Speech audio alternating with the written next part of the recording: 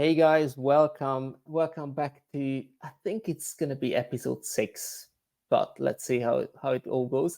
I have McKenna here, who is very much involved in social media for wine businesses and wine influencers, I believe. But I think she's gonna tell more about herself and the business. Welcome, McKenna. Thank you for accepting my invitation to the podcast. Very nice to talk to you today. Yeah, thank you so much for having me. I'm super excited. And as mentioned before, this is my first podcast interview. So I'm super excited to be able to do this with you and be on the FineWineToMe podcast. So yeah, I'll tell you a little bit about 𝐶 Connections. So we are an agency that supports those within the wine industry, and we support with a range of tasks and different areas. Those which include administrative tasks, so anything kind of on the back end, wine club management, product management, you name it. And then we also kind of have the marketing side. So that is the social media, the email marketing, kind of the website management, the brand kind of as a whole, and ensuring it's kind of all cohesive and attracting the right audience. So it is me. And then I also have a team behind me that helps support clients with tasks. And we support clients within any kind of area within the wine industry. So that be WSET educators, wineries, tasting rooms, wine bars, you name it, kind of like the one-stop shop for support for the wine industry. Brilliant. It's quite funny because I think in some ways we are actually competitors on the market. I don't think it's going to be, big crossovers, but who knows? No. Let's talk about wine social media. I think this topic is very often featured on this podcast because this is part of the things which I'm dealing with on a daily basis. And I think it's a very important element of digital marketing nowadays and marketing as a whole. And I think we can talk about topics, whether it's major part of marketing, whether it's the replacement of marketing in the future, but we'll see. Before we do anything, let me run my epic intro of 4 seconds. Here we go. There we go. Usually everyone thinks that it's going to be some very, very long intro, but I think let's not ruin the show with something like this. And how did you get into the wine industry, first of all? Or are you in the wine industry, or are you more in the digital world rather than the wine industry? Yeah, kind of a bit of both. I would say, to be honest, like starting off, when I think about way back so being from Canada, our legal age, same as England, 18, and most of Europe, I believe, 18. When I first turned 18, I hated wine. I was like, this is disgusting. Who would ever drink this? I only drink barefoot Moscato, if anything, which is, as you know, like a very, very big brand in North America. Barefoot, exactly. But it is, like, as you know, Moscato, just a sweet wine. So that's what I kind of went into. And then eventually over time, as I got older, started hanging out with my mom and my grandma. They were really big wine drinkers, but they'd only drink Pinot Grigio. So then I went from Moscato to Pinot Grigio. Nothing really too drastic there, but started liking more of that kind of wine. And then when I was living abroad in 2020, obviously COVID, nobody could work.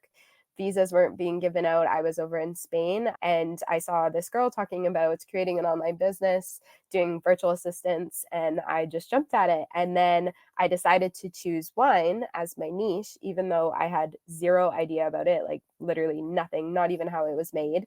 All I knew is I like Pinot Grigio. That was it. So that kind of sparked my curiosity for it. And then from choosing wine as a niche, I then took my WSET level 2. So became a little bit more educated, knew what I was talking about, and was able to continue my education into wine and then be able to help support wine brands better. So yeah, kind of like a bit of both. I would say like digital world, yes. And then also somewhat wine industry in terms of just that we support those within the wine industry. But I mean, I think, I'm excited to kind of talk about more of like the digital and social media world within wine, as I think it is definitely evolving and there's a lot to learn within it. Yes, I was going to say just one thing before we head into the wine and digital marketing part. I think I saw it on your social media. Epic water skiing skills there. I can say that. Surfing, sorry. Yes, exactly. It's a bit of a mixture of the two.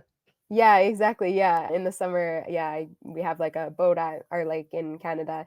Well, not our lake, but a lake we visit in Canada, and you can kind of surf right behind the boat. So I was like, oh, why not? Pass me a bottle because the boat is right there. So yeah, kind of surf Brilliant. and sip at the same time. That's nice. That's nice. So it's definitely worth checking out your Yeah. Instagram and your social media handles, because I think Yeah. you find some fun stuff there. Um, Yeah, for sure. so first thing first, we discussed the topics briefly before we head on, but and I'll put it down on the screen as well. So um, why is social media important for a winery or a wine brand today? I think it's a simple question or a simple statement. I don't know. Mhm. Um, but I do think that people in the wine industry, and I'm talking very general here, and apologies to everyone who don't agree with this, but I think people in the wine industry still doesn't understand the power of social media Mm, yet. But yeah. what is your take on this one? Yeah, I agree as well. I think they don't fully realize the capabilities of it. Not only that, but like, have you noticed most social media platforms are free? Yeah, So it is essentially free marketing for your brand. So why not go ahead and do it, right? yeah, Obviously, we can talk about paid and stuff like that. There are things like yeah, that. But just speaking on organic marketing, using like Instagram, it's free to sign up for account, Facebook, etc. So it's just another way of having your brand be more visible to people.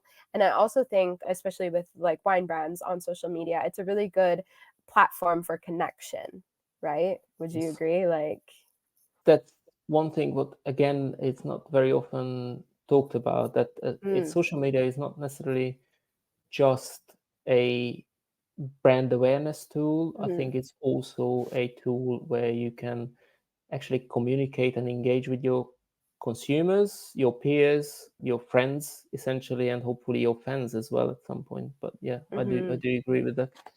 Yeah, definitely. I think definitely, yeah, like kind of like the connection and community building thing is like one of the main things that I think is really great and a benefit and important for wine brands on social media. Because it's just, yeah, another, like you said, like another way to kind of get closer to your audience or whoever it is that is buying your wine, getting to learn more insights about them, like what it is that they like, what do they enjoy, and then from that, you're also able to better tailor your products to them and your marketing to them as Yeah, well. when I talk to somebody, even on the podcast as well, a lot of people I talk to, I never actually met in person, and I think it's a beauty of social media as well, Yeah, because we yeah. connect via social media. That's the first thing, and then connection leads to common interests. Connection leads to conversations, and then stuff happens. And Yeah. I actually had a wine import business, and then I Mm, had an e-commerce business. I worked with people who I never met in my life, and it's yeah. all through social media. And I think that this is where people underestimate the power of social media very much. I think Mhm. it could lead to very interesting things, very Yeah. exciting things, and hopefully or potentially financially beneficial things as well, but for Mhm. wine brands, wine companies as well. So I think definitely, yeah, Yeah. agree there. Yeah. I agree. Yeah, it definitely brings a lot of opportunities that I think are not also like not typically available outside of social media, right? Like for example, like you and I, we met on social media. Yeah. So I think like that's a great example. Like maybe we could have met in London or something somewhere else, but just like this opportunity brought us together. So I think as a winery or a wine brand, there's those opportunities that can present itself, such as maybe there's a wine festival across the globe that is really interested in bringing your wines to their festival to share them with other people, like that kind of thing. It's bringing that connection together, regardless of where people are, which is Yes. really great. I think that the next question sort of comes from this: where does social media actually fit in the bigger marketing mix? Because I feel that there is one element who doesn't really realize the power of social media, Mhm. or one segment. The other segment feels like social media is marketing. So Mm. where is the sort of the middle ground? Where would you put social media? How would you sort of integrate into your marketing strategy? Yeah, I think that's a really interesting question because, like you said, like there is that half that doesn't believe in it, and then there's the half that believes, like, oh, it's the end all be all. Like, this is it. Social media is gonna make us sell millions of bottles of wine, which I don't believe either are necessarily true. I Yeah. believe that you need to kind of have the different components of marketing and then have social media like integrated within that. So I do also really, really believe in the importance of email marketing, ensuring that your website and just your brand is kind of cohesive. Your values are known when they're on your website. Like those other components of marketing with social media, it's just super powerful. And I believe in that. I believe in integrating it with a mix, basically, amongst other marketing initiatives.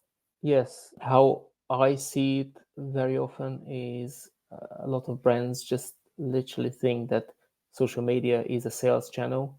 I talked Mm, about this on previous episodes as well, and I just recently had a sort of a LinkedIn live webinar. I don't know mhm. how I call it, but yeah, it was a LinkedIn live about this. That people feel like people in the wine industry specifically feel like this is a sales channel, and if Mhm. you put your nice images out, put your nice bottles and people drinking, that's going to actually sell things. But I think we have to understand that this is a funnel which Yeah, actually yeah, drives your potential clients or potential interests down the line and gets them into the purchase point, which is yeah. either your website if you are talking about a digital or an Mhm. e-commerce business, or essentially your winery if you are a winery or a wine company who produces wine. But I think Yes. there's a lot of elements. You mentioned email marketing, obviously. Mhm. What do you think about SEO nowadays? Is it something what you very much involved in, or do you do SEO at all? Is Yeah, that still yeah. relevant? I definitely think it is. I definitely think it's relevant, especially when people are like searching for wines from specific regions and stuff. I think people obviously it's interesting, like, I don't know if you've noticed this kind of too, but there's different demographics that are using different platforms for search Yeah, engines. So, for example, like kind of like millennial to like the older range, they use Google a lot, right? And then you yeah, have the younger demographic, like Gen Zs, for example, who are tuning more into TikTok and using yeah, TikTok as their search platform. yeah, So, I do still, that being said, obviously, if you update your SEO on your website, you're not going to appear on TikTok kind of thing. Like, those are very different. But, there are still the people that are searching on Google, and I think that if you're ranking higher when those search results pop up, I think that that is super beneficial. And obviously, SEO can get you there. So I do. Do you believe in the SEO?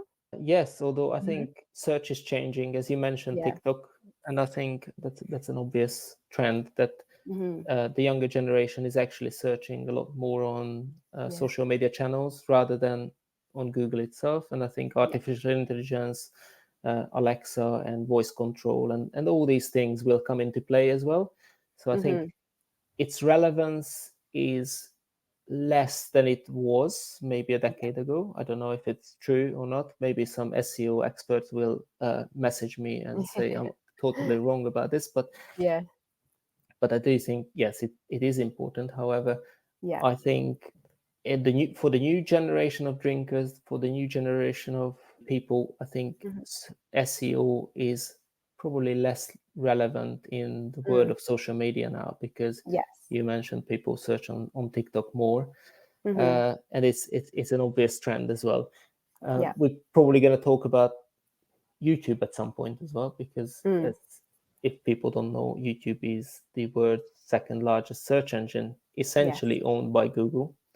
And that's what probably makes it stand out from other social media platforms as well, a little bit. Yeah, one interesting point that I was actually going to go back towards what you said earlier is kind of when people just think, oh, posting like a bottle shot on Instagram is going to get all these likes and all these people wanting to buy your wine, and just kind of like nothing, like, they're not giving any depth to the image. They're not giving any storytelling. Yeah, And I think storytelling is one of the kind of like the keywords that I'm trying to like take throughout all of my marketing and also clients that I work with throughout 2024 is I think the storytelling component tends to be missing from a lot of wineries and wine Yeah. brands that do go on social media, is just really getting to know the story behind the brand and who's behind the brand and the story of this wine. Like, people love Yeah. storytelling. I love listening to stories as well. So I think that's kind of one of the main things. And I don't know if you agree as well, like, just people need to implement more of that throughout their social media. Yes, I think it is very difficult for some companies and very difficult for some brands to implement it. And I think in a purely e-commerce platform, I think it's even more difficult because there's a little bit less behind the scene content happens, a little bit less face-to-face interaction where storytelling can be more relevant. However, they can still use a lot of storytelling tactics when they talk about the producers of the wine, or when they talk about the story of the product, because a lot of product has a very good story to tell as well.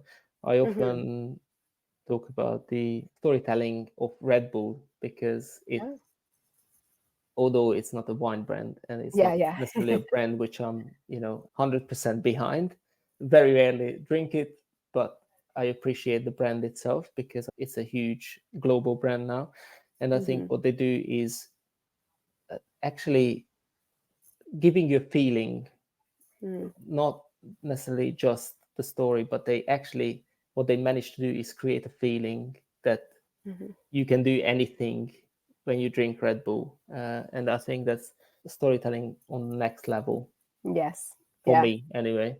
And I think wine brands should follow this sort of stream where they give customers a feeling. I think that's an important thing, because if you just think about a vineyard, when you're sitting outside on the terrace of a vineyard and looking outside, drinking cool wines, that's already a feeling what you can sort of explain to customers and get them hooked up. However, I think you can only do it on your social media platforms, or that's the main element of it. Later down the line, you can do email marketing, and you can include that story in many other channels, but I think that's the key. Yeah, I agree with you on the like evoking emotions. I think that is a really powerful tool that like a lot of wine brands should really focus in on it as well. And like, yeah, because I mean, who doesn't want to be sitting on a terrace in Italy drinking wine, overlooking a vineyard? Like, obviously, like those emotions, like that's why I got into wine too in the beginning, because I loved the emotion of sharing a bottle of wine amongst other friends and family and getting to know people over a glass of wine. Like, I think that is just so lovely. And so if they're able to kind of tune more into that as well, I think it's really powerful on social media for sure. And I was going to ask you about, in terms of within the marketing mix, obviously we mainly talking about organic social, but what is your feeling about paid social media? I'm thinking about paid social media in the wine industry. Where would you use it? How would you use it generally? What would be your gut feel about that? So I haven't really dove into much of the paid marketing, to be honest, but I do think it's beneficial. Like, I believe in organic marketing first and kind of developing yourself that way on platforms and kind of building your brand up, growing like that community, like we said before, and then kind of getting into the paid when you have like such as like promotions or anything like that, once you also have the budget to do so. But I have to say, I'm definitely an organic girl over the paid. Like, I'm definitely all for the organic. So I haven't really kind of tapped into that, but I'd love to kind of know your insights and your thoughts on that as well. Yeah, it's just a very interesting topic because for me at least, because I literally just today been on a 3.5 hour meeting with a client, and that was part of it as well. So paid marketing or pay-per-click advertising, whatever you call it, on social media and a little bit on search engines as well. I think it's an interesting thing, but what I was telling the client or trying to explain to the client is that how they currently use PPC or pay-per-click advertising on social media is not necessarily the right way, because what they do is from the beginning, they're trying to focus very much on product promotions. So they investing money into social media, and then they giving away discounts as well. So they sort of losing money on two places, although they developing clients. My gut feeling about that is, for a wine company, it would be a lot more beneficial, especially in the beginning, to use paid advertising on social for more of a community building sort of Yeah. style. So get people into your brand where you can actually tell your story, and then maybe bring them down the funnel with a lead magnet. You encourage them to sign up to your newsletter. Yeah, I think that makes sense because you kind of need substance behind that ad that you're promoting, you know? It's not like, oh, we're going to spend all of this money on this one ad, send it out and kind of hope for the best. Like, you need to ensure that behind the scenes, you kind of have all of that set up, like you said, like lead magnets, like kind of like, yeah, kind of stuff to substance the ad instead of just saying, oh, we're going to create these ads, send it out, see what happens, kind of thing. I think that they're like anything, right? We need a strategy behind it, and a strategy, that we know is going to work and know is going to provide results, especially if you're involving money in it. You need that foundation set beforehand. What do you think in terms of social media? Obviously, we talked about it in the marketing mix a little bit. And I would go back to the previous point that a lot of people actually think about social media as a replacement of marketing. Can social media actually replace traditional marketing? Yeah, I don't believe it can replace it altogether. I definitely think, like we kind of talked about before, I think kind of supplementing, right? Like supplementing alongside the other various marketing tactics that you are doing, specifically traditional marketing. I think obviously fully believe in the power of social media, but I think it's just there to enhance your marketing efforts as a whole. And even like we talked about before too, like you have the different audiences and the different generations that are looking at different areas and looking at different things, right? So the younger generation, yes, like grow on TikTok, like they obviously want to see you on TikTok. But then you have the older generation who aren't so social media savvy, right? So Yeah. you still need that traditional marketing if that is who you're trying to attract and who you're trying to bring into your wine brand. And yeah, that's kind of my stance on that. What do you think? I think a lot of wine company owners Mm-hmm. feel like this is the new thing, and Mm. then they jump on it and they feel like, okay, we can ignore everything else, and from now Yeah. social media will drive the boat. But it Yeah. actually, I think it's kind of false, because social media I think it's a more and more important part of digital marketing and marketing in general. But Mm-hmm. I think we shouldn't forget about other traditional Yeah. ways how you market yourself. Mm-hmm. And I think one thing, again, just to mention, that we have to consider it as a funnel. Mm. Obviously, it can be top of the funnel, mid funnel as well, but essentially, especially for a wine company or especially for a wine brand, if you just think about Facebook or Instagram, Mm-hmm.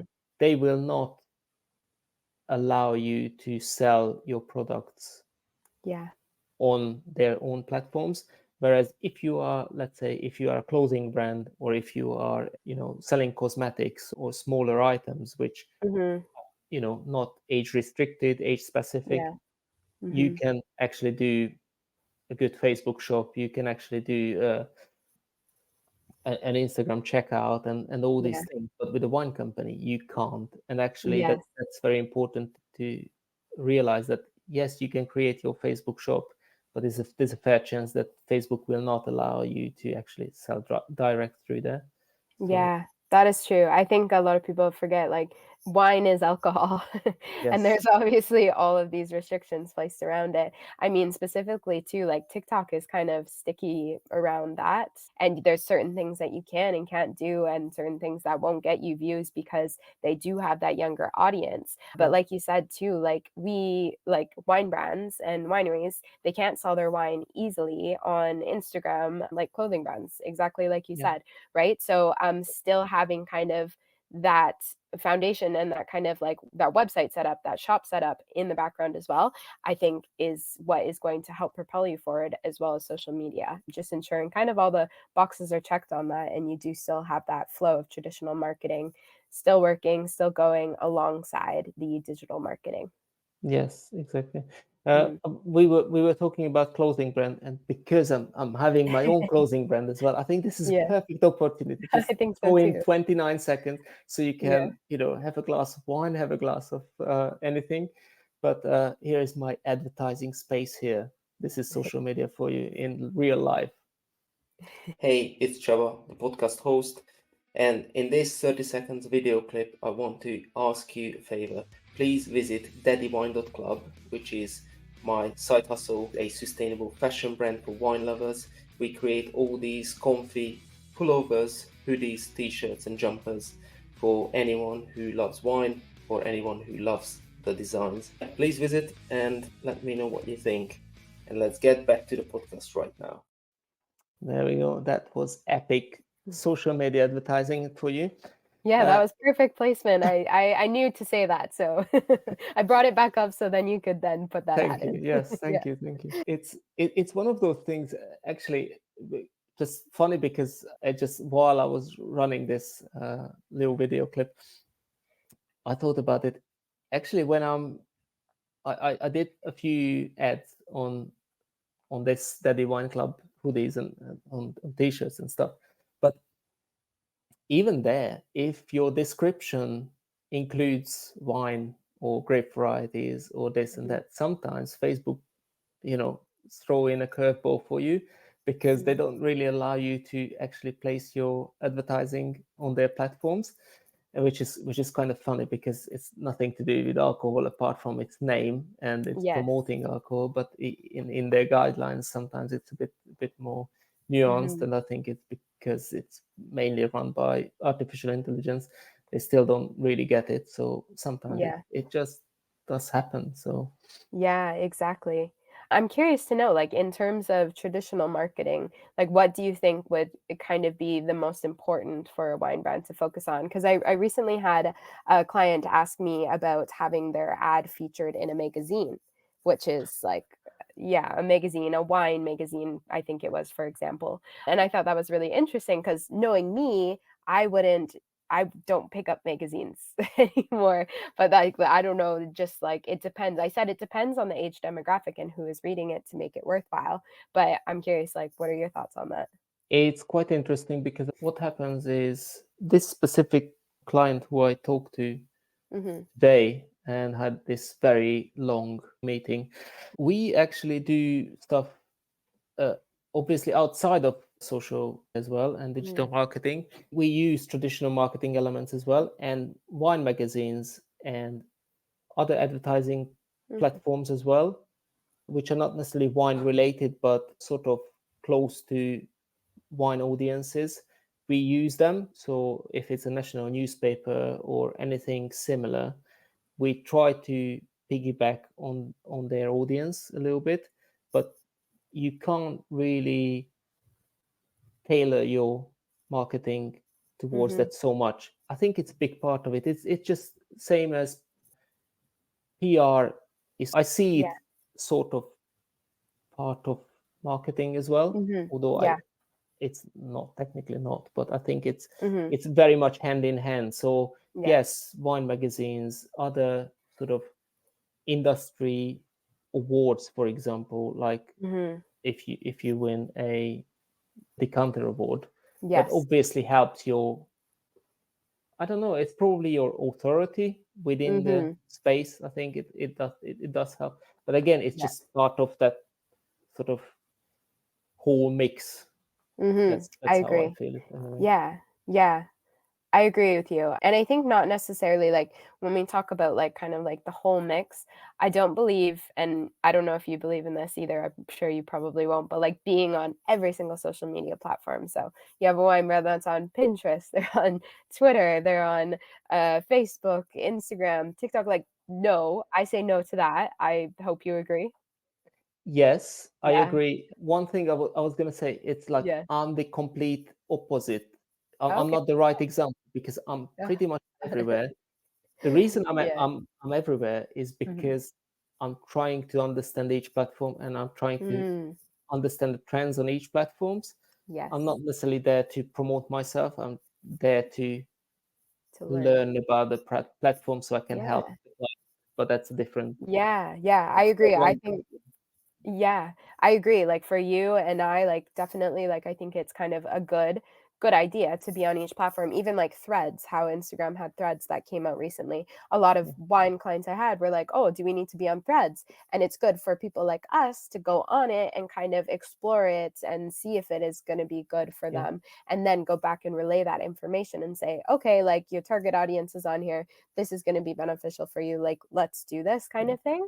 But I think like definitely in the beginning, if a brand is like fresh and like doesn't have any social media set up, I definitely think of just doing two. Like I would say Facebook and Instagram, start there, and then you can build up and go onto different platforms if your target audience is on there, and if you also have the energy and the time to be able to apply yourself to those platforms as well. Yes, I mean that sort of leads very nicely into the next question, but I really want to go back on what you were saying. So which social media platforms to look out for in 2024? Obviously, it's always changing. And you mentioned just the two big ones of Facebook and Instagram, which is both owned by Meta. I very often, actually, I shouldn't, but I very often just sort of put them together because I do too. although it's the same company, they are two different audiences. Yes. With at least, even if it's not two different audiences, but more used by different age groups. That's very simplistic. But I think I agree with you not to go over the top. However, I do think that there are other very interesting, exciting parts which a wine brand can actually sort of try out maybe and see if it works. But definitely I agree with you not to be everywhere because it just drains your energy completely. And I think I it creates a agree. massive burnout immediately and people just fall into that trap very easily. So I definitely agree. where do you think 2024 is going to lead us in terms of wine marketing, wine social media wise, platform wise?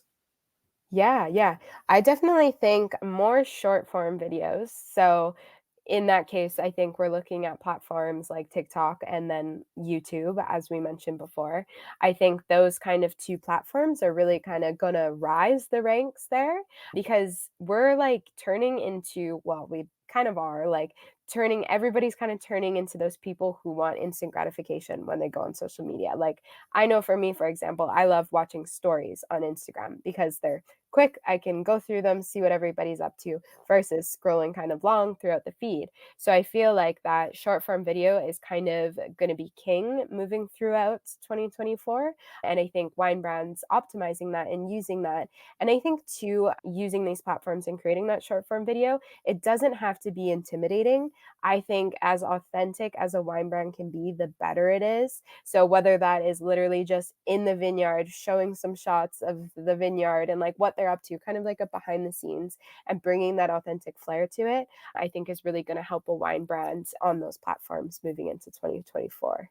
I agree with you and disagree with you at the same time because short form video, I think, yes, it does exist, but I think we have to sort of separate the two, the short and the long form, because how I feel about it is short form is your top of the funnel sort of marketing where people just, you get hooked with, short, snappy content.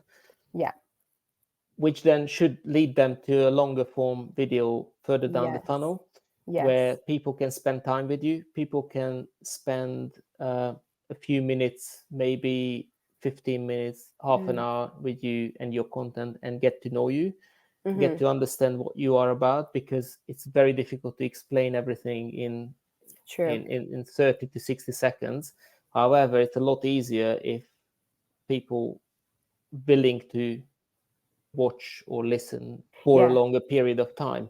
So I think short form is definitely the one where you hook people and Mhm. hoping that they're going to go down the funnel and they actually spend time with you and watch your long form content or listen to it or read your long form content. Actually, that's a good point. I Yes. wanted to got back to that as well in Mhm. terms of written content. But would you recommend TikTok, for example, for every wine brand what you trying to work with? No. No, and I get that question a lot too. Like when I start working with a new client who wants to do like full marketing kind of thing for us to come in and help manage all of that, they ask, they're like, should we be on TikTok? And I'm like, okay, first let's kind of take a step back, analyze your strategy, what it is that you're trying to achieve on social media, and then also look at your target audience. I think if we're talking just TikTok, I think target audience is one of the biggest things that should really come into account. So, like, yeah, like the wine, like obviously we have the different types of wine drinkers, right? And somebody who is in that older age demographic, like for example, I don't know, like the 50, 60, 70-year-olds, not a lot of them that I personally know or like have heard of are on TikTok. Like it's typically Yeah. like that younger generation. You have that, I think it's like Gen X to like millennial type age. So if that's who you're trying to attract, then I definitely agree with that.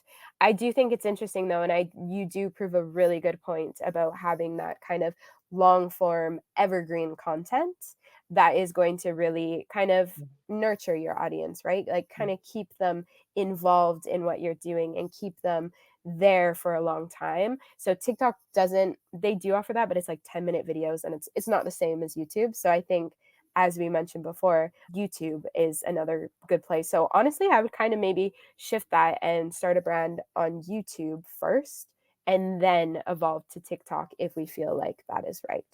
Just to mention, I don't know if you heard it or not, but apparently TikTok is going to introduce 30-minute videos. Oh, I didn't know that. Yeah. Yes, it's quite new actually. Yeah.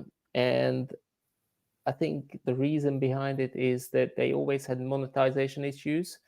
So Yes. when it was very short form content, very short and snappy content, they couldn't really put too many advertising space in between videos because people would get annoyed. So they Yeah. increased the video length.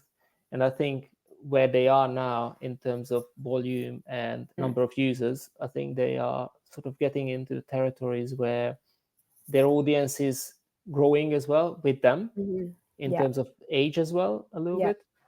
And they sort of trying to get into that more family friendly Mm. content where Yeah. they want people to spend more time on the platform, obviously. But Yeah. the only way to do that is if you offer people longer versions and a little bit more sort of Yeah. So in an uh, essence, they're trying to compete with YouTube. That's what I yeah, kind of see it as now, yes, eh? I think essentially, which is Yeah. I think I I don't want to tell them how to run their company, but I think they're Yeah. not gonna do that because Yeah. it's two different things, and I think it's a Yeah. different audience, at least not in the short term. Yeah. But I think that's very important. As I say, Facebook and Instagram, I tend to put them into one bracket. TikTok is another one. Again, for me, very much depends on what is the product you're selling, what is your target audience. If you're selling Mhm. canned wines, for example, for a newer generation, or a bit more quirky, a bit more like orange wine, sort of natural Yeah. wine sort of scene, yeah, go on TikTok because Agreed. it's likely that you're gonna find your Mhm. audience there. If you are a winery, for example, who are a little bit more traditional, I think the basics are very good to hook people and then move them maybe in a longer form YouTube content Yes. or audio, because I think audio is very underrated as well. Yeah. And written content, actually, Mhm. it's something what you do as well, I think, Mhm. very much. Yeah. And I think, again, a very underestimated platform for, especially Yes. for B2B, Yeah. is LinkedIn, because I think Yeah. LinkedIn is growing very much Yeah. lately. I agree. Yeah, I hope to kind of see, speaking of emerging platforms and stuff, I kind of hope to see that rise of like wine brands using LinkedIn, especially, yeah, the B2B. I think it's wonderful. Like, Yeah, I don't know why I don't talk about LinkedIn enough. I'm glad you brought this up because just thinking about it, I think it's such a wonderful tool for networking and creating those connections and creating those opportunities that you wouldn't have otherwise. Because I feel like LinkedIn is, like you said, like it's a very like copy, like long form content driven. I think like Yeah, you can find some great articles on there, some great information versus where you have Instagram, which is very visual forward, yeah. like you're seeing the photo kind of first and then you're reading the caption, whereas I feel like Instagram is completely opposite and all about those connections and driving those. So do you think that like more wineries should be on LinkedIn? Definitely. I think Yeah. I had clients before and they sort of refused to be on LinkedIn, and I just couldn't understand it because you are a B2B business Yeah. and how you're trying to sell yourself. I think especially for these types of businesses, LinkedIn is essential because first of all, the audience goes there with a different mindset. I think Yeah. people go on LinkedIn because they know that they want to do business. They know that they're looking for something. They know that even if it's just inspiration or connection, but essentially it's a lot easier to connect there because all you do is just send them a request. Yeah. And if they even remotely interested in your product, your existence, they Hmm. just press the button and Yeah. suddenly you connected. Whereas on social media, you have to wait for them Yeah. to click on that button and follow Yeah. you. And I think also written content on LinkedIn. So Hmm. for brands or companies or people who don't really like to put their face on a video, Hmm. or they don't want to put your voice on an audio, it's perfect. If you still Yeah. like to write about stuff, that's a perfect place. I think it's Hmm. a grown-up audience, very business-driven audience as well, and I think it's very underestimated. So Yeah, definitely. I hope to see that evolve more for wine brands, like more wine brands hopping on it and utilizing it to its power throughout 2024. I think that would be great. I do believe that they need a little bit of an update, like regarding like their, I don't know, just the feel of it feels very old school. So hopefully LinkedIn kind of shifts a little bit more modern in terms of like usability and stuff would be nice. But that's only my small note on that end. yes, I Yeah. think we can send them a note about this or something. Yeah. I don't know. Yeah. I don't I'll know. type up an email after this. But yeah, and also there's one more thing which it sort of comes into the platform topic or the platform Mm. question, that repurposing content, because a lot of people obviously afraid of, if I'm on, I don't know, 3 or 4 different channels, am I going to create content for 3 or 4 different channels? And it's Yeah. true, you shouldn't put out the same content on every single channel, Mhm. but repurposing content is a Yeah. very easy way to actually use the same content on many other Yeah. platforms. Yeah, I agree. Definitely, I feel like when you get in that kind of like that, I know, like just personally speaking, for my own accounts, like for Glean Connections, I find sometimes I get in a rut and I'm like, what do I post about? I have no idea. Like I just feel like it can come across as hard sometimes, but whereas I could go back and take a look at all my top performing posts and kind of repurpose that, still touching on the same topic, especially if it did really well, right? That way, your audience is kind of wanting to see more of that certain topic. Yeah. So just repurposing that in a way that is different from what you've already done, I think that's great. And it's just an easy way to continue to share what your audience really likes. So yeah, I think repurposing is really great. Yes, I think it's a very easy example. So Yeah. this video, what we're filming now, Yeah. Yeah. is obviously going to go on YouTube. I'm just going to take out the audio version, and that goes on Spotify. Nice. Yeah. And then just literally looking out for a few interesting bits or, useful bits for people. Mhm. I'm just going to put them into the short film version of 1 minute video, which Yeah. can go on every single platform, from Instagram Reels, Facebook Reels, TikTok, YouTube Shorts. And then again, I use a software which allows me to actually take out written content from this.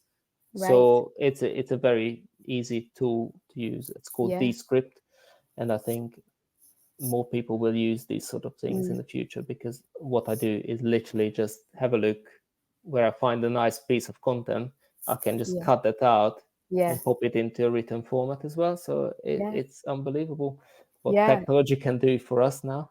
I But know, right? Yeah, I feel like that's a whole nother conversation that we need to have, like technology and AI. Like I don't even know where to start yeah, with AI, but I think that that's definitely gonna help evolve the wine industry as a whole. yes. Just on a side note, do you use a lot of AI tools or?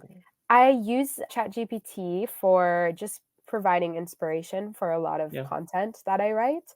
I don't like I mean, maybe I need to figure it out more, to be honest, but I don't fully believe in like copy and pasting. Like that's absolutely no, because I yeah, do feel like it provides a lot of fluff. And I'm yeah, not a fluff kind of person. So I don't know, maybe it's just me and needing to figure yeah, out how to work it more. But I've seen like some of the things people create with like images, for example, and it's just incredible some of the designs that they create. So I definitely yeah, think we all need to kind of those within the wine industry need to start learning it because it's not something that's going to go away. It's something that we need to adapt to and yeah. learn how to use and best use it to our abilities to help our marketing for sure. Yes. So, and then I would highly recommend to watch the previous episode Oh yeah. just before you, because Oh, it's all about AI as well. So oh perfect. I will. I just had an AI expert on here, and we talked Oh, about how awesome. wine industry can sort of benefit from AI. Yeah. Okay, great. I'm definitely going to watch that and learn a lot about that, I'm sure.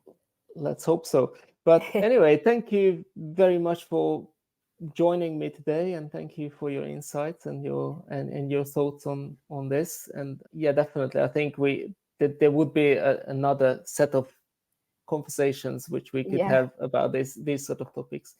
Yes. I hope you enjoyed your very first podcast interview, because Yes. it's you always have to have a first one. I know, So exactly. Yeah, this was wonderful. Thank you so much for having me. Yeah, I'm super excited to watch it now when it comes out. yeah, exactly. Well, hopefully at least you're gonna watch it, because who Yes, knows I how many will. people will. Yeah, But I'll no, share it. Don't worry. It'll be shared thanks. across every platform. I have repurposed though on each platform. There we go. That's brilliant. Anyway, thank you very much for joining me, and thank you for taking the time. And guys, if you don't forget, because I always forget to say this, but if you do, press that bell button down there, and the subscribe button, and the like button and whatnot. And please help me get this podcast out to the world as well a little bit, so people can learn. So thank you very much, and see you next time.